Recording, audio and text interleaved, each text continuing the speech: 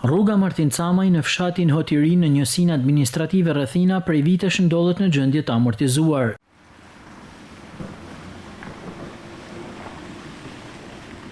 Gjatë rreshjeve rruga mbushet me ujë dhe bëhet e pakalueshme për banorët, duke shkaktuar vështirësi edhe për fëmijët që shkojnë në shkollë. Banorët kërkojnë ndërhyrje urgjente dhe marrjen e masave për përmirësimin e situatës pasi gjendja aktuale është e rëndë. Kjo rruga vazhdimisht, siç me partitë punë s'ka von kush dorën ta, keq.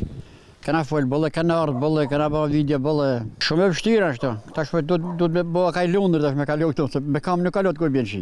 Çfarë më thon tash? Inshallah po vend dorë. Besa na shtir bolle kana. Na kena shpinë për të rrugën, e kena tën pusa venin. Po për fëmijët sa është e vështirë të shkojnë në shkollë? Për vështirë më zamakes për fëmijët, edhe më zise për ne. Qindra familje të fshatit Hotiri prej shumë vitesh përballen me mungesën e investimeve në infrastrukturën rrugore, por edhe në sistemin e kanalizimeve të ujrave të bardha, ku banesat nuk furnizohen me ujë prej vitesh edhe pse janë bërë të gjitha punimet e nevojshme.